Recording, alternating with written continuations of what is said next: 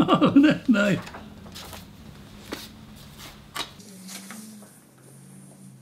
That's a pretty good looking fellow there. Yeah.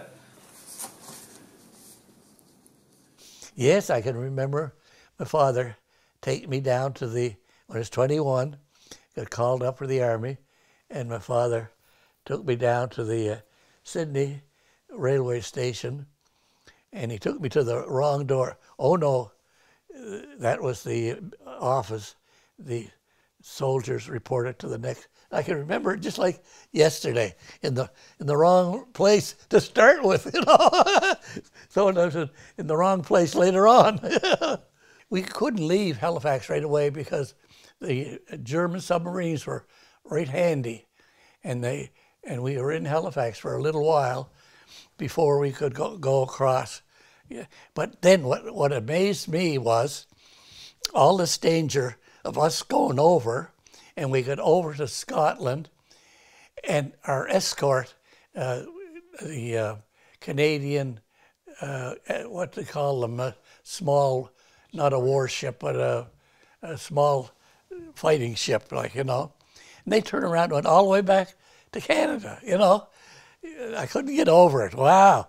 After that trip over and then have to go back, everything was so startling, you know, so different.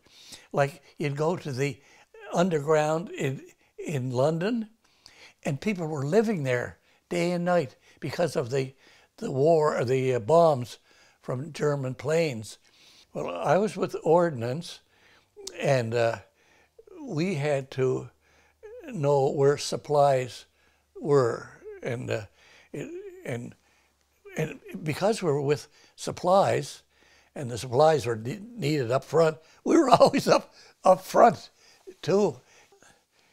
I think it was that we were with our buddies, and we didn't have fear, like, because you were with your buddies. But the Americans called us the crazy Canadians. They wouldn't do this and they wouldn't do that. But I think it was just that we're so close to each other, you know, that we'd help each other and so on. And you felt safe when you're with your buddies, you know. Airplanes and bombs, that was a big fear.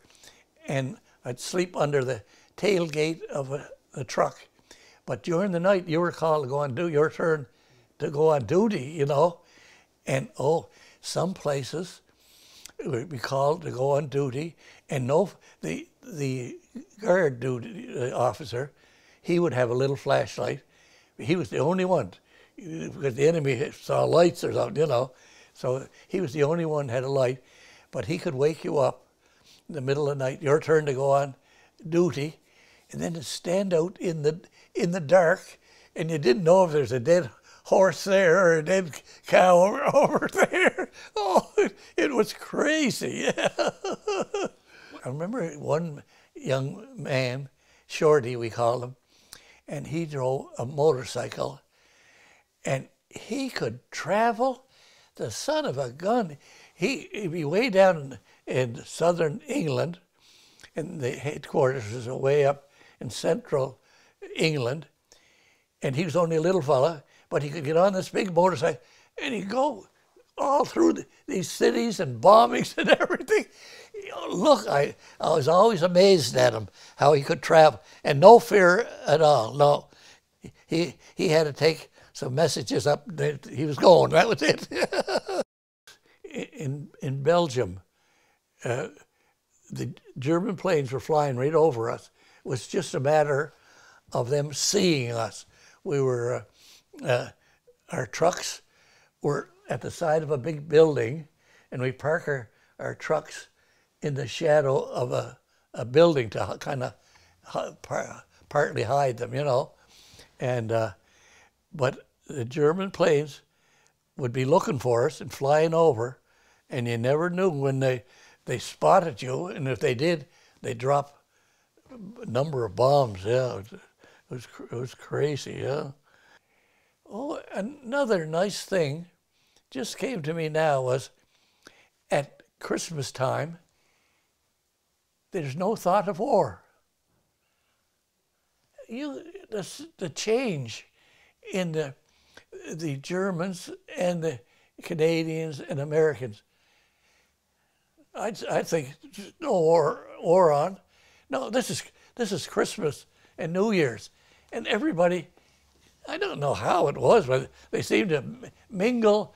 And if you want to go here, you went. Yeah, it was strange. Yeah, but we'd always go on leave, no matter if they're bombing or what. They call us the crazy Canadians. Look, get off the street. Canadians are crazy Canadian. But if we had leave coming to it, we'd go on leave, and we generally go to Scotland. Yeah, and the Americans, they like central England, London, and they had better uniforms and everything. It was funny in Scotland.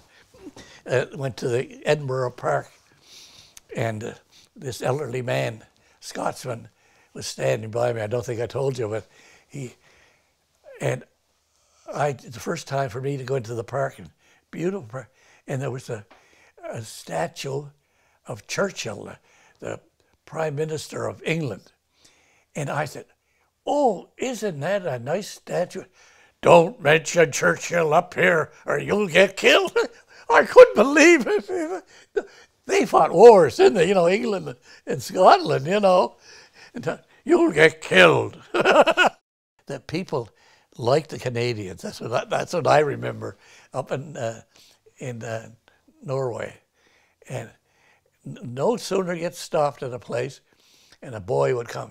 "My parents wanted you to come up and meet with us." I thought it was so nice, And I say, "Okay, as soon as I get the tent up, I'll go up."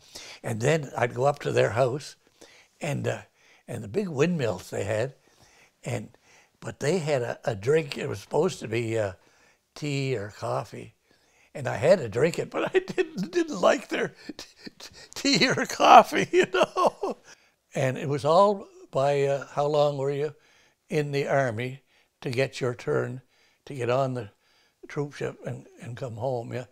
But I didn't like out on the water, and my buddies would go downstairs in the ship and play cards and have a great.